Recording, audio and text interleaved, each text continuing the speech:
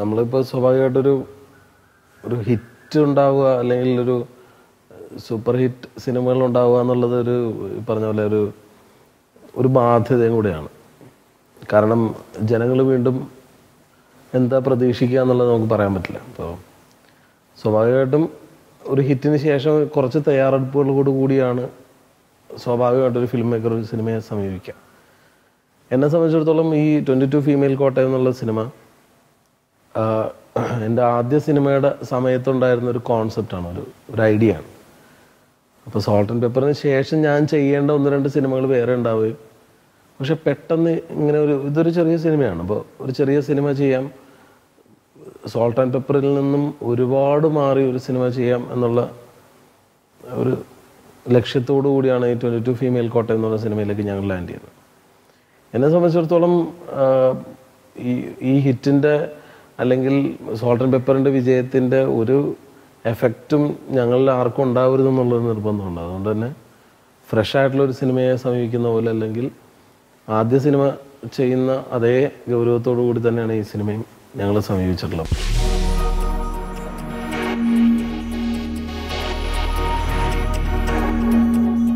അതെ, അതായത് ഇവരെല്ലാവരും തന്നെ ഇപ്പോൾ ഈ പറയുന്ന 3 ആളുകളും നമ്മളെ സംബന്ധിച്ചിടത്തോളം ഭയങ്കര നൊസ്റ്റാൾജിക് ആയിട്ടുള്ള എൻ്റെ ഓർമ്മകളിലുള്ള അല്ലെങ്കിൽ എൻ്റെ പ്രായത്തിലുള്ള ആളുകളുടെ ഓർമ്മകളിലുള്ള ആളുകളാണ്.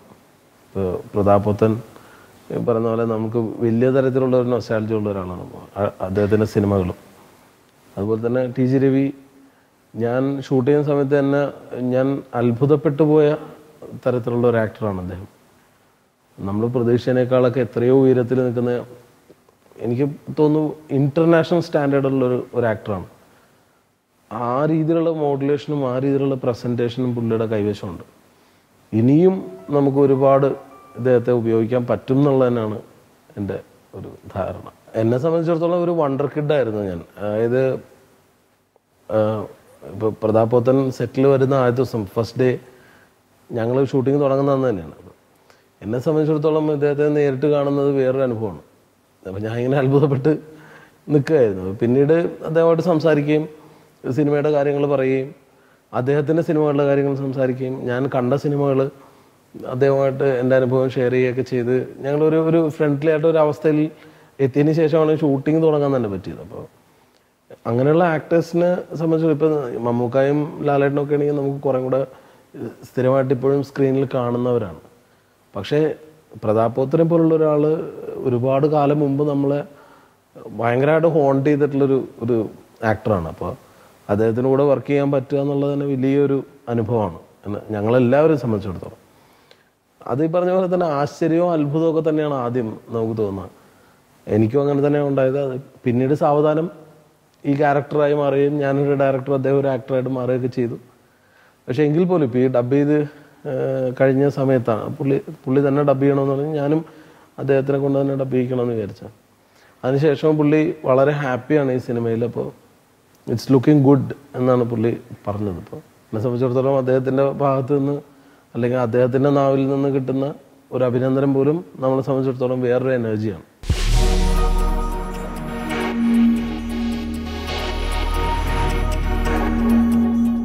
ഈ സിനിമ സബ്ജക്റ്റ് തിരഞ്ഞെടുക്കുന്ന സമയത്ത് ഒരു വലിയൊരു സന്ദേശം കൊടുക്കലോ അങ്ങനെയുള്ള കാര്യങ്ങളൊന്നുമല്ല. പക്ഷെ ഭയങ്കര ഇൻറ്റൻസ് ഇമോഷനുള്ളൊരു സിനിമ കുറേ കാലമായിട്ട് എൻ്റെ മനസ്സിലുണ്ട്. വളരെ ഇൻറ്റൻസ് ആയിട്ടുള്ളൊരു ഇമോഷൻ, അത് ഫീമെയിൽ സെൻട്രിക് ആയിട്ടുള്ളൊരു ഇമോഷനുള്ള ഒരു സിനിമ കുറേ കാലങ്ങളായിട്ട് എൻ്റെ മനസ്സിലുള്ള. അപ്പോൾ എപ്പോഴും ഒരു വലിയ സക്സസ്സിന് ശേഷം മാത്രമാണ് ഗൗരവമുള്ള ഒരു സിനിമയായിട്ട് നമുക്ക് വരാൻ വേണ്ടി സാധിക്കുള്ളൂ. അല്ലാത്ത സമയത്ത് നമ്മൾ സപ്പോർട്ട് ചെയ്യാനുള്ള നെറ്റ്വർക്കുകളുടെ ഒരു സമ്മതക്കുറവുണ്ടാവും. ഇത്തരമുള്ള സിനിമകൾ, ഇപ്പോൾ തമാശ സിനിമകൾ വേണം അല്ലെങ്കിൽ ആക്ഷൻ സിനിമകൾ വേണം എന്നുള്ള. അപ്പോൾ ജനങ്ങൾ സോൾട്ട് ആൻഡ് പെപ്പറിലൂടെ ഞങ്ങൾക്ക് തന്ന ഒരു അംഗീകാരം, സാമ്പത്തികമായിട്ടുള്ള അംഗീകാരമാണെങ്കിൽ പോലും അത് ഈ രീതിയിൽ ഉപയോഗിക്കുക എന്നുള്ളൊരു തന്ത്രമാണ് നമ്മൾ ഉപയോഗിച്ചത്. അതാണ് പ്രേരിപ്പിച്ചതും. കാരണം ഈ സോൾട്ട് ആൻഡ് പെപ്പറിന് ശേഷം മറ്റൊരു സോൾട്ട് ആൻഡ് പെപ്പറുമായി വരുന്നതിൽ യുക്തിയില്ലാന്ന് മനസ്സിലാക്കിക്കൊണ്ട് ആ ജനങ്ങൾ തന്ന സ്വാതന്ത്ര്യം ഒരു നല്ല സിനിമയ്ക്ക് വേണ്ടി, നല്ല സിനിമ ഇൻ ദ സെൻസ് ഞങ്ങളുടെ ഭാഗത്തു നിന്നുള്ള ശ്രമമാണ്, ഗൗരവമുള്ള ഒരു സിനിമയ്ക്ക് വേണ്ടി ഉപയോഗിക്കാം എന്നുള്ളതാണ്. ഇതാണ് പറ്റിയ അവസരം എന്ന് മനസ്സിലാക്കിക്കൊണ്ടുള്ള ഒരു നീക്കമായിരുന്നു. അതിൻ്റെ പിന്നിൽ പ്രത്യേകിച്ച് കാരണങ്ങളൊന്നുമില്ല. ഒരു ഇൻറ്റൻസ് ഇമോഷൻ, കുറച്ചൊരു ഡാർക്കർ സൈഡ് സിനിമ ചെയ്യണം, ഒരു ത്രില്ലർ ആയിരിക്കണം, അത് അങ്ങനെയൊക്കെയുള്ള ചില ആഗ്രഹങ്ങളും മോഹങ്ങളുമാണ് ഈ സിനിമയിലേക്ക് നീങ്ങാനുള്ള പ്രധാന കാരണം.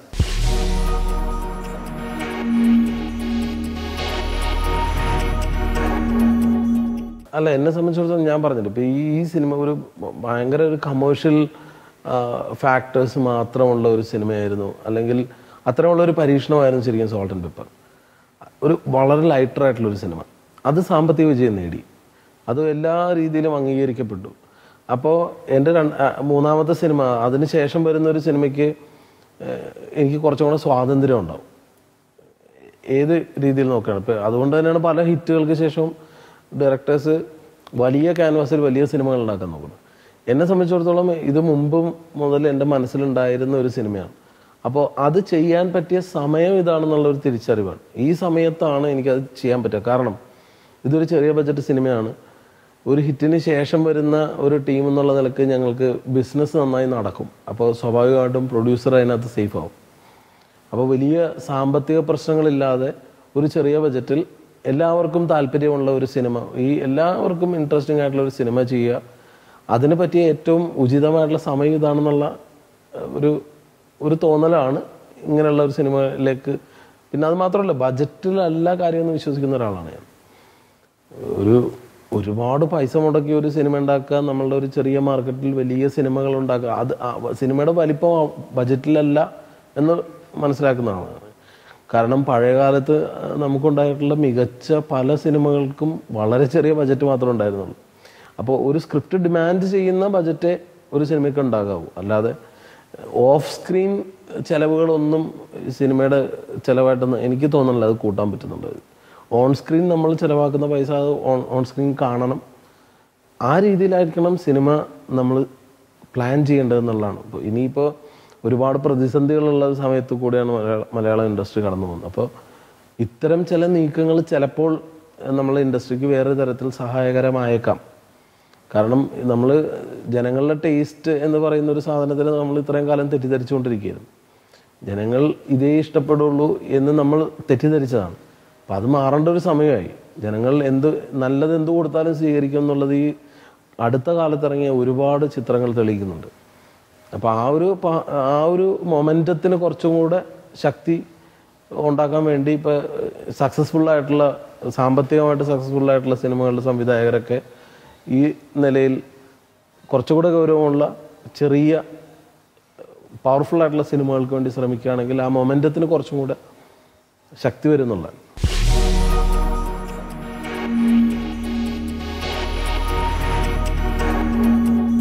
അല്ല, എന്നെ സംബന്ധിച്ചിടത്തോളം സിനിമയാണ് ആദ്യം സംഭവിക്കേണ്ട സിനിമയാണ്. ഈ സിനിമ നന്നായി നിൽക്കുകയും ഈ ഇൻഡസ്ട്രി നിലനിൽക്കുകയും ചെയ്താലേ ഇതിന് സംഘടനയുടെ ആവശ്യം വരുള്ളൂ. അപ്പോൾ ഇതിൻ്റെ പ്രാഥമികമായിട്ടുള്ള കാര്യം എന്താണെന്ന് വെച്ച് കഴിഞ്ഞാൽ നല്ല സിനിമകൾ സംഭവിക്കുക, നമ്മൾ ഒരു തകർച്ചയിൽ നിൽക്കുന്ന ഇൻഡസ്ട്രിയെ നന്നാക്കി എടുക്കാൻ വേണ്ടിയിട്ടുള്ള പണി ചെയ്യുക എന്നുള്ള. അതിനുശേഷം ഈ സംഘടനാ കാര്യങ്ങളൊക്കെ വേണം, ഒന്നുമില്ല എന്ന് പറയുന്നത്. ഞാൻ വളരെ ചെറുപ്പം മുതലേ സംഘടനാ പ്രവർത്തനം, രാഷ്ട്രീയ പ്രവർത്തനം നടത്തുന്ന ഒരു വ്യക്തിയാണ്. ഞാൻ കോളേജ് കാലം കഴിഞ്ഞതിന് ശേഷവും സിനിമയിൽ വന്നതിന് ശേഷമാണ് ഞാൻ എൻ്റെ പൊളിറ്റിക്കൽ ആക്ടിവിറ്റീസ് നിർത്തിവെച്ചത്. അപ്പം എന്നെ സംബന്ധിച്ചിടത്തോളം ഞാൻ അതിനെ സപ്പോർട്ട് ചെയ്യുന്നു. പക്ഷേ ആദ്യം നമ്മൾ പടം വരക്കാൻ ചുവര് വേണം. അപ്പോൾ നമ്മളുടെ പ്രാഥമികമായിട്ടുള്ള പരിഗണന കൊടുക്കേണ്ടത് പുതിയ തരം സിനിമകൾ ഉണ്ടാക്കുകയും നമ്മുടെ ഇൻഡസ്ട്രി നിലനിർത്തുകയും ചെയ്യുക എന്നുള്ളതാണ്.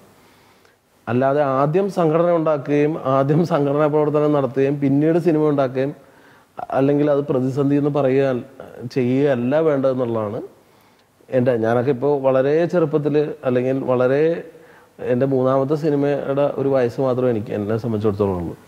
ഒരുപാട് വലിയ വലിയ ആൾക്കാർ ഞങ്ങളുടെ മുകളിലിരുന്നുകൊണ്ട് ഒരുപാട് വലിയ കാര്യങ്ങളൊക്കെ ചെയ്യുന്നുണ്ട്.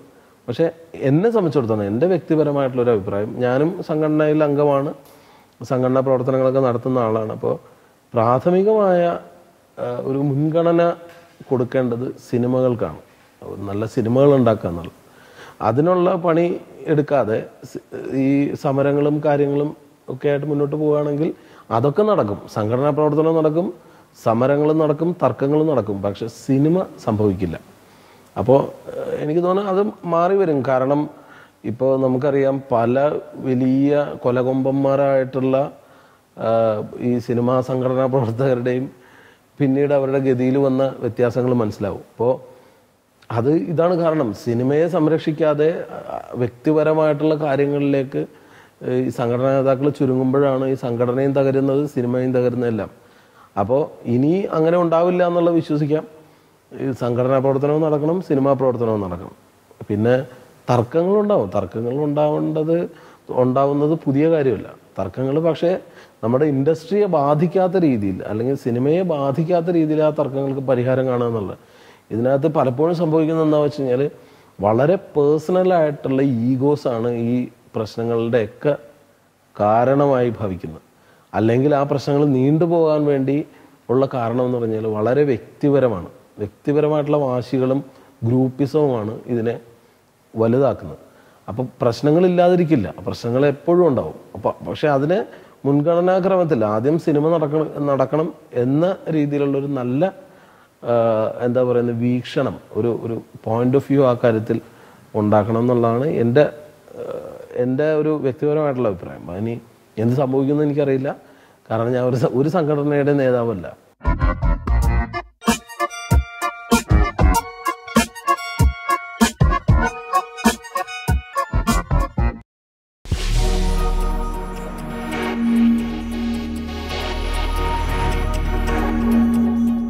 അല്ല, ഒരു രാഷ്ട്രീയം എപ്പോഴും മനസ്സിലുണ്ടാവും, അതൊരിക്കലും മാറുമെന്ന് എനിക്ക് തോന്നുന്നുണ്ട്. നമ്മൾ വളർന്നു വരുന്ന ചുറ്റുപാടും കണ്ടതും കേട്ടതും വായിച്ചതുമായിട്ടുള്ള കാര്യങ്ങളാണ് നമ്മളിലൊരു പൊളിറ്റിക്കൽ ഒരു വീക്ഷണം ഉണ്ടാക്കുന്നത്, അല്ലെങ്കിൽ ഒരു ചിന്താഗതി ഉണ്ടാക്കുന്നത്.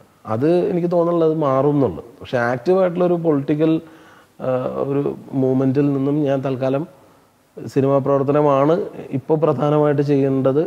സിനിമ ഉണ്ടാക്കലാണ് എൻ്റെ ജോലിയും പാഷനും എന്ന് തിരിച്ചറിഞ്ഞുകൊണ്ട് മുഴുവൻ സമയ സിനിമാക്കാരനായിട്ട് ഞാൻ മാറുകയാണ്.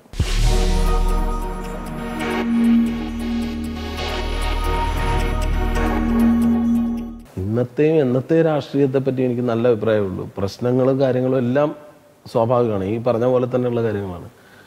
അപ്പോൾ ഞാൻ ഒരിക്കലും ഈ ഒരു പൊളിറ്റിക്കൽ മൂവ്മെൻറ്റുകളെ തള്ളിപ്പറയാൻ ഉദ്ദേശിക്കാത്ത ആളാണ്. കാരണം എന്ന് നമ്മുടെ സമൂഹത്തിൽ നിന്നും രാഷ്ട്രീയ ശക്തികളില്ലാണ്ടാവുന്നോ അന്ന് നമ്മുടെ നാട് ജീവിക്കാൻ കൊള്ളാത്തതായ ഒന്നായി മാറും എന്ന് വിശ്വസിക്കുന്ന ഒരാളാണ്. അത്തരം അനാർക്കിസം വളരും, അങ്ങനെ നമുക്ക് എല്ലാവർക്കും അറിയാവുന്ന പോലെ. അതിനെ ശക്തിപ്പെടുത്തുകയും പുതിയ തലമുറ ഈ പറയുന്ന നമ്മളെപ്പോലുള്ള ഒരുപാട് ആൾക്കാർ പൊളിറ്റിക്കൽ മൂവ്മെൻറ്റുകളിലേക്ക് വരികയും അവിടെ കേടുപാടുകൾ എന്തെങ്കിലും ഉണ്ടെങ്കിൽ അത് തീർക്കുകയും ഡെമോക്രസി സംരക്ഷിക്കപ്പെടുകയും ചെയ്യണം എന്നുള്ളതാണ് എൻ്റെ ആഗ്രഹം.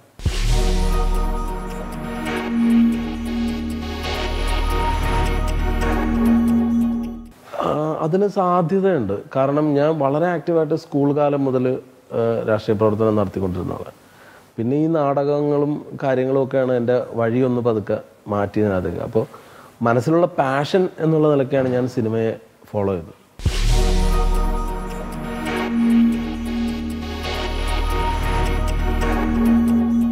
എനിക്ക് തോന്നുന്നു എനിക്കങ്ങനെ ഞാനൊരു സ്റ്റേജിൽ എത്തുമായിരുന്നെങ്കിൽ ശരിയായ രീതിയിലുള്ള സ്കൂൾ രാഷ്ട്രീയവും കോളേജ് രാഷ്ട്രീയവും ശരിയായ രീതിയിൽ, ഞാൻ പറഞ്ഞതിനെ തെറ്റിദ്ധരിക്കരുത്, കൃത്യമായ രീതിയിൽ നമ്മളുടെ കൗമാരപ്രായം മുതൽ നമ്മളുടെ കുട്ടികൾക്ക് കൃത്യമായ രാഷ്ട്രീയ ദിശാബോധത്തിന് എന്തെങ്കിലും ചെയ്യാൻ പറ്റുമെങ്കിൽ ചെയ്യാമായിരുന്നു. കാരണം അതിൻ്റെ ഏറ്റവും വലിയ ഉദാഹരണം എന്താണെന്ന് വെച്ച് കഴിഞ്ഞാൽ, ഞാൻ പഠിച്ച ഒരു പൊളിറ്റിക്കൽ ക്യാമ്പസിലാണ്.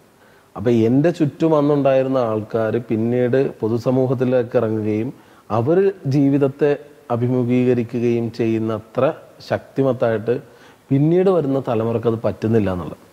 അപ്പോൾ നമുക്ക് കൃത്യമായിട്ടുള്ള ധൈര്യവും തൻ്റെ ഇടവും ലൈഫിനെ നേരിടാനുള്ള എല്ലാ തരത്തിലുള്ള സപ്പോർട്ടും എനിക്ക് കിട്ടിയതും പേഴ്സണലി എനിക്ക് കിട്ടിയതും എൻ്റെ ചുറ്റും അന്ന് ഉണ്ടായിരുന്ന ഒരുപാട് പേർക്ക് കിട്ടിയതും ഈ പറയുന്ന നല്ല രാഷ്ട്രീയ അവസ്ഥയുള്ള ഒരു ക്യാമ്പസിൽ പഠിച്ചിറങ്ങിയതിന് ശേഷം. ഞാൻ പഠിച്ച ക്യാമ്പസ് എറണാകുളം മഹാരാജാസ് കോളേജാണ്. അവിടെ നിന്ന് കിട്ടിയ അനുഭവ സമ്പത്താണ് ഇന്ന് ഞാൻ എവിടെയെങ്കിലും എത്തിയിട്ടുണ്ടെങ്കിൽ അതിന് കാരണം. അപ്പോൾ അത്തരം ഒരു നല്ല അറ്റ്മോസ്ഫിയർ ഇനി വരുന്ന തലമുറയ്ക്ക് ഉണ്ടാക്കി കൊടുക്കാൻ പറ്റുമെങ്കിൽ ഞാനത് ചെയ്യുമായിരുന്നു. കാരണം നമുക്ക് ഇനി ഭാവി എന്ന് പറയുന്നത് നമ്മളുടെ ഇനി വരും തലമുറകളാണ്. അപ്പോൾ അവരെ കൃത്യമായ രീതിയിലുള്ള ഒരു അറ്റ്മോസ്ഫിയറിൽ അവർക്ക് പഠിക്കാനും വളരാനും പറ്റിയ എന്തെങ്കിലും ഒക്കെ ചെയ്യാൻ പറ്റും. അല്ലാതെ നമുക്ക് എലിയെ പേടിച്ച് ഇല്ലം ചുടുന്ന രീതിയിലുള്ള ഇപ്പോൾ പറയുക രാഷ്ട്രീയവാദം ഒരിക്കലും നമുക്ക് ഗുണം ചെയ്യില്ല എന്നുള്ളത്. കാരണം എവിടെയെങ്കിലും നമുക്കൊരു ആങ്കറിങ് പോയിന്റ് വേണം. ഒരു രാഷ്ട്രം എന്നുള്ള നിലയ്ക്കും ഒരു സമൂഹം എന്നുള്ള നിലയ്ക്കും നമുക്കൊരു ആങ്കറിങ് പോയിന്റ് വേണം, ഒരു നങ്കൂരം നമ്മൾ എവിടെയെങ്കിലും ഇടണം. അപ്പോൾ അതിന് ഒരു കൂട്ടായ്മ വേണം. അപ്പോൾ ഇതിനെല്ലാത്തിനെയും പിടിച്ചു നിർത്തുന്ന, ഒരുമിച്ച് നിർത്തുന്ന ഒരു ഒരു ഒരു ഒരു സിസ്റ്റം നമുക്കുണ്ട്. അതിൻ്റെ ശക്തി ക്ഷയിക്കാതെ നോക്കാനുള്ള കാര്യങ്ങളായിരിക്കാം ഞാൻ ചെയ്തിട്ടുണ്ടാവുക.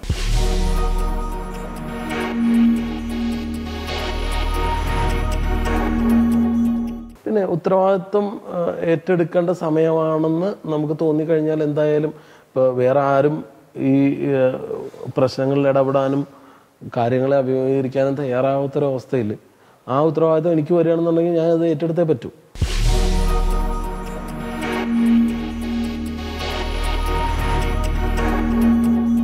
സ്വതന്ത്രമായി കലാപ്രവർത്തനം നടത്താനുള്ള അന്തരീക്ഷം ഉണ്ടാക്കുക എന്നുള്ളതായിരിക്കും ആദ്യം. കാരണം ഇപ്പോൾ സംഭവിക്കുന്നത് എന്താണെന്ന് വെച്ച് കഴിഞ്ഞാൽ ഒരുപാട് മാനദണ്ഡങ്ങളാണ്. ഇപ്പോൾ ഫോർ എക്സാമ്പിൾ ഇവിടെ ഒരു 19 യൂണിയനുകളുണ്ട്. അവർക്ക് 19 തരത്തിലുള്ള നിയമങ്ങളാണ്. അപ്പോൾ അത് സംവിധായകൻ എന്നുള്ള നിലയിൽ മാത്രമല്ല, ഇപ്പോൾ ഒരു കോസ്റ്റ്യൂമറാണെങ്കിൽ, കോസ്റ്റ്യൂം ഡിസൈനിൽ പഠിക്കുന്ന ആൾക്കാരാണെങ്കിലും എഡിറ്റർ ആണെങ്കിലും ഇവർക്കെല്ലാവർക്കും ഒരുപാട് റെസ്ട്രിക്ഷൻസാണ് ഇതിനകത്തേക്ക് എൻട്രി ചെയ്യുന്ന കാര്യത്തിൽ. സ്വതന്ത്രമായിട്ട് പ്രവർത്തിക്കാൻ ആർക്കും പറ്റില്ല. അതിന് ഒരുപാട് ക്രൈറ്റീരിയാസ് വെച്ച് അവരെ തടയുക എന്നുള്ള ഒരു വലിയ കടമ്പ ഇതിനകത്തുണ്ട്. ഒരുപാട് പേര് അതുകൊണ്ട് തന്നെ തട്ടിത്തെറിച്ച് പോവുകയും ചെയ്യും. അപ്പോൾ പുതിയ പ്രതിഭകളെ എന്താ പറയുക, അവർക്ക് സ്വതന്ത്രമായിട്ട് വർക്ക് ചെയ്യാനുള്ള അല്ലെങ്കിൽ അവർക്ക് എക്സ്പ്രസ് ചെയ്യാനുള്ള ഒരു സ്വാതന്ത്ര്യം ഉണ്ടാക്കി കൊടുക്കുക എന്നുള്ളതാണ് പ്രധാനമായിട്ടും. അത് ഈ പറയുന്ന തൊഴിൽ സംരക്ഷണം എന്ന് പറയുന്ന കാര്യം ഉറപ്പാക്കിക്കൊണ്ട് തന്നെ അവർക്ക് വളരെ ഫ്രീ ആയിട്ട് അവർ സ്വയം എക്സ്പ്രസ് ചെയ്യാനുള്ളൊരു അവസരം ഉണ്ടാക്കി കൊടുക്കുക എന്നുള്ളതായിരിക്കും ചെയ്യാം.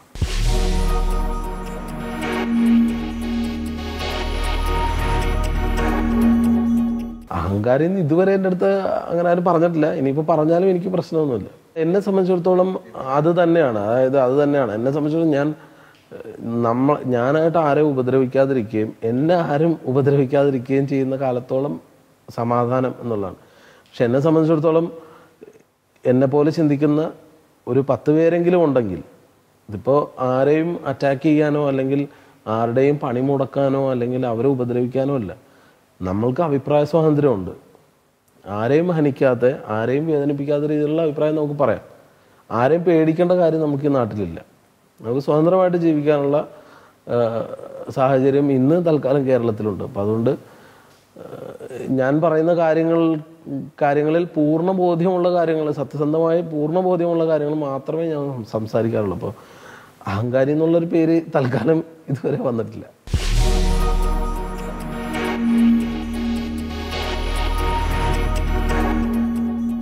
എനിക്ക് കഴിഞ്ഞ ഈ അടുത്ത കാലത്ത് എനിക്ക് തോന്നിയ ഒരു വലിയ തമാശയായിട്ട് തോന്നിയത്, ഇപ്പോൾ ഈ ട്രെയിനിൽ സ്ത്രീകൾക്കെതിരെ ഇപ്പോൾ അക്രമം കൂടുന്നു, കാര്യങ്ങൾ വളരെ ഗൗരവമുള്ളൊരു കാര്യമാണ്. പക്ഷെ അത് തടയാൻ വേണ്ടി സ്വീകരിക്കുന്ന നടപടികൾ വളരെയധികം ഭയങ്കര ബാലിശമായിട്ടുള്ള കാര്യങ്ങൾ. കാരണം ട്രെയിനിൽ മദ്യപിച്ച് കയറുന്ന ആൾക്കാരെ പിടിക്കുക എന്നുള്ളതാണ് അവർ കണ്ടുപിടിച്ചിട്ടുള്ള എന്താ പറയുന്ന ഒരു പ്രധാന കണ്ടുപിടുത്തം. അതെനിക്ക് വളരെ ബാലിശമായിട്ട് തോന്നി. കാരണം അതാണോ നമ്മൾ ചെയ്യേണ്ടത്? അങ്ങനെയാണെങ്കിൽ മദ്യം നിരോധിക്കുക എന്നുള്ളതാണ്. അപ്പോൾ പിന്നെ ആരും കുടിക്കില്ല. മദ്യം ഉപയോഗിക്കുക അല്ലെങ്കിൽ മദ്യം കഴിച്ച് ട്രെയിനിൽ കയറുന്ന ആൾക്കാരെ കൺട്രോൾ ചെയ്യുന്നതാണോ, അതോ ഇപ്പം ഈ പറയുന്ന പോലെ തന്നെ ട്രെയിനിനകത്ത് സുരക്ഷ ശക്തമാക്കുക എന്നുള്ള കാര്യമാണോ ചെയ്യേണ്ടത് എന്നുള്ളത്.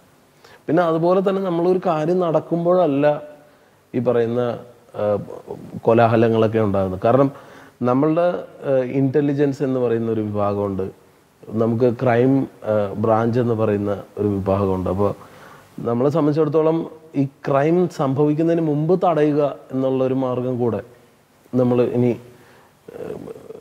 നമ്മളൊന്നും ഇപ്പോൾ ഷാഡോ പോലീസ് അത് എന്നൊക്കെ പറഞ്ഞ് നമുക്ക് രഹസ്യമായിട്ട് കാര്യങ്ങൾ, അപ്പോൾ കുറ്റകൃത്യങ്ങളെ നേരത്തെ കണ്ടെത്താനും അത് സംഭവിക്കാതിരിക്കുന്നതിൽ നിന്നും തടയാനും പറ്റുന്ന രീതിയിൽ നമ്മളുടെ സിസ്റ്റം കുറച്ചും കൂടെ സ്ട്രോങ് ആക്കാൻ പറ്റുകയാണെങ്കിൽ അതുപോലെ തന്നെ ശിക്ഷാ നിയമങ്ങൾ കുറച്ചുകൂടെ സ്ട്രോങ് ആയി. ഇപ്പോൾ ഡ്രൈവിംഗ് ലൈസൻസിൻ്റെ കാര്യത്തിൽ ഇപ്പോൾ കണ്ടില്ലേ, ഇനി മദ്യപിച്ച് വണ്ടി ഓടിക്കുന്ന ആൾക്കാരുടെ എണ്ണത്തിൽ വളരെയധികം കുറവ് സംഭവിക്കും. കാരണം അത്രയും വലിയ റിസ്ക് എടുക്കാൻ. അപ്പം നമ്മുടെ ശിക്ഷാ നിയമങ്ങൾ കുറച്ചും കൂടെ ശക്തിപ്പെടുത്തുകയും നമ്മളുടെ രഹസ്യാന്വേഷണ വിഭാഗങ്ങൾ കുറച്ചും കൂടെ ഊർജ്ജസ്വലമായി പ്രവർത്തിക്കുകയും ക്രിയാത്മകമായി പ്രവർത്തിക്കുകയും ചെയ്തു കഴിഞ്ഞാൽ ഒരുപാട് വ്യത്യാസങ്ങളുണ്ടാവും. അല്ലാതെ നമ്മൾ ഇത്തരമുള്ള ഭയങ്കര കിഡിഷായിട്ടുള്ള കാര്യങ്ങൾ ചെയ്യുന്നതുകൊണ്ട് പ്രത്യേകിച്ച് ഒന്നും സംഭവിക്കാൻ പോകില്ല എന്നുള്ള.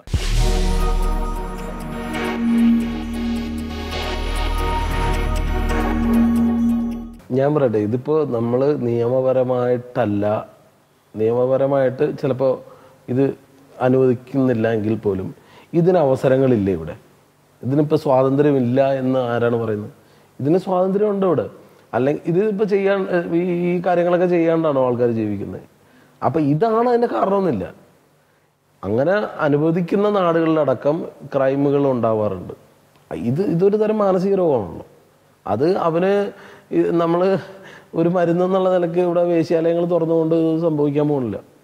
ഇപ്പം നമുക്കറിയാം, അനധികൃതമായിട്ട് വേശ്യാലയങ്ങൾ നടത്തുന്ന എത്ര സ്ഥലങ്ങളുണ്ട്. ആവശ്യക്കാരന് ഇപ്പോഴും കാര്യങ്ങളൊക്കെ സാധിക്കുന്നുണ്ട്. അതൊന്നും അല്ല ഇതിൻ്റെ റീസൺ. ഇതൊരു സാമൂഹിക കുഷ്ഠരോഗമാണ്. എന്താണെന്ന് വെച്ച് കഴിഞ്ഞാൽ അത് ട്രീറ്റ് ചെയ്യണമെങ്കിൽ ഈ ശരിയായ രീതിയിലുള്ള ശിക്ഷാ നടപടികൾ വേണം. മനുഷ്യർ പ്രാകൃതരാകുന്നതുകൊണ്ടാണല്ലോ ഈ സംഭവിക്കുന്നത്. സിവിലൈസ്ഡ് ആയിട്ടുള്ള ഒരു സമൂഹത്തിൽ ഇത്തരം പ്രാകൃതരായിട്ടുള്ള ആൾക്കാരുള്ളത് കൊണ്ടാണ് ഈ രീതിയിലുള്ള കുറ്റകൃത്യങ്ങൾ സംഭവിക്കുന്നത്. അപ്പം അവരെ കൃത്യമായി ശിക്ഷിക്കാനുള്ള ഒരു സമ്പ്രദായം, ഒരു സിസ്റ്റം നമ്മൾ ഉണ്ടാക്കിയെടുക്കുകയും ആ ശിക്ഷാ വിധികൾ കടുപ്പിക്കുകയും ചെയ്തു കഴിഞ്ഞാൽ ഒരു ഭയം എന്ന് പറയുന്ന ഒരു കാര്യത്തിൽ നമുക്ക് കുറച്ചും കൂടെയൊക്കെ ഈ ക്രൈം റേറ്റുകളൊക്കെ കുറച്ചു കൊണ്ടുവരാൻ പറ്റും. അല്ലാതെ ഞാൻ അതിനോട് യോജിക്കാത്ത ഒരാളാണല്ലോ. കാരണം നമ്മളുടെ പ്രത്യേകിച്ച് സിവിലൈസ്ഡ് ആയിട്ടുള്ളൊരു സമൂഹത്തിൽ, ഇന്ത്യ പോലുള്ള രാജ്യത്ത് ഈ ലൈംഗിക സ്വാതന്ത്ര്യമാണ് കൊടുക്കാത്തതാണ് ഇതിൻ്റെയൊക്കെ കാരണമെന്ന് കണ്ടെത്തുന്നത് വളരെ വിചിത്രമാണ്. കാരണം ആവശ്യത്തിലധികം സ്വാതന്ത്ര്യം ഇപ്പം തന്നെ ഇവിടെ ഉണ്ട്.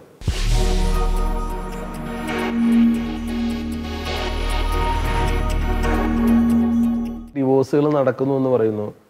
മുമ്പും ഈ പ്രശ്നങ്ങൾ ഉണ്ടായിരുന്നു. പക്ഷെ നമുക്ക് കുറേ കൂടെ മീഡിയ എക്സ്പ്ലോഷറും കാര്യങ്ങളൊക്കെ ഉള്ളത് കൊണ്ട് തന്നെ ഇത്തരം സ്റ്റഡീസും കാര്യങ്ങളൊക്കെ നമ്മൾ അറിയുന്നേ ഉള്ളൂ. പണ്ടും ഈ പറഞ്ഞ പോലുള്ള പ്രശ്നങ്ങൾ ഉണ്ടാവും തന്നെയാണ് എൻ്റെ വ്യക്തിപരമായിട്ടുള്ള കാരണം.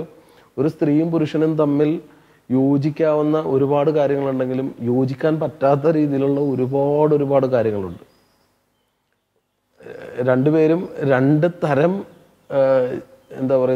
തരം രാസപ്രവർത്തനം നടക്കുന്ന ആൾക്കാരാണ്. അപ്പോൾ ആ രീതിയിൽ നമ്മൾ യോജിക്കുന്ന ഒരുപാട് പോയിന്റുകൾ ഉണ്ടെങ്കിൽ പോലും തമ്മിൽ യോജിക്കാൻ പറ്റാത്ത ഒരുപാട് കാര്യങ്ങളുണ്ട്. അപ്പോൾ ഇതിനെ ഈ രണ്ട് വ്യക്തികൾ എങ്ങനെ ടാക്കിൾ ചെയ്യുന്നു, പരസ്പരം മനസ്സിലാക്കിക്കൊണ്ട് എങ്ങനെ മുന്നോട്ട് പോകുന്നുള്ളതിനനുസരിച്ചായിരിക്കും ഈ വിവാഹ ജീവിതത്തിൻ്റെ ഗ്രാഫ് ഉണ്ടാവുക.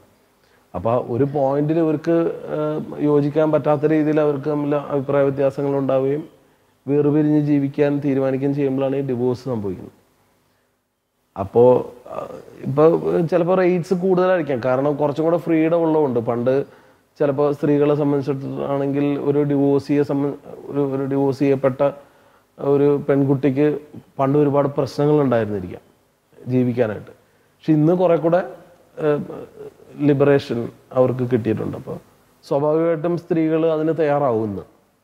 പറ്റാത്ത തരത്തിലുള്ള ഒരു ജീവിത പങ്കാളിയുമായിട്ട് മുന്നോട്ട് പോകണ്ടെന്ന് തീരുമാനിച്ചാൽ അത് അവരുടെ സ്വാതന്ത്ര്യത്തിൻ്റെ ഭാഗമായിട്ട് അവർക്ക് തീരുമാനിക്കാൻ കുറച്ചും കൂടെ അനുകൂല കാലാവസ്ഥയാണ് നമ്മളുടെ ഇന്നത്തെ കാലത്തുള്ളത്. ഇനി അത് കൂടെ ഉള്ളൂ എന്ന് തോന്നുന്നു.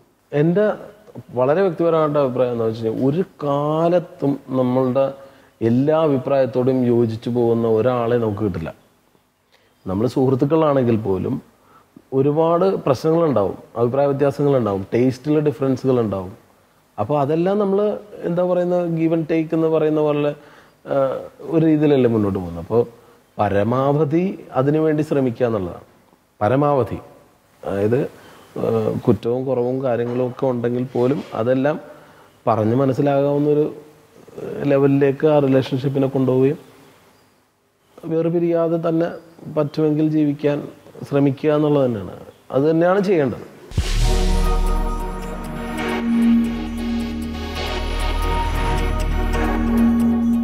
അല്ല, എന്നെ സംബന്ധിച്ചിടത്തോളം എന്ന് ആളുകളുടെ അംഗീകാരത്തിൽ ഒരു കുറവ് സംഭവിക്കുന്നു അന്ന് ഈ പണി നിർത്തുക എന്നുള്ളതാണ്. അല്ലാതെ അവരുടെ അംഗീകാരത്തിന് വേണ്ടി വീണ്ടും വീണ്ടും ശ്രമിക്കുക എന്നുള്ള ഒരു ഉദ്ദേശം എന്നെ സംബന്ധിച്ചിടത്തോളം ഇല്ല ഇപ്പോൾ തൽക്കാലം. അപ്പോൾ ഇനി വരുന്ന 1-2 സിനിമകളിൽ വല്ല 2-3 സിനിമകളിൽ ഏകദേശം അതിൻ്റെ റിസൾട്ട് അറിയാൻ പറ്റും.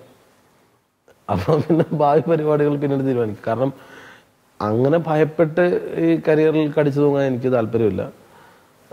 കാരണം എനിക്ക് അറിയാവുന്ന വേറെ പരസ്യ ജോലികൾ ചെയ്യാം, അതിന് കുറച്ച് പൈസ കിട്ടും. അപ്പോൾ അതുകൊണ്ട് എനിക്ക് അങ്ങനെ ഒരു ധൈര്യം ഉള്ളതുകൊണ്ട് തൽക്കാലം പേടിയില്ല.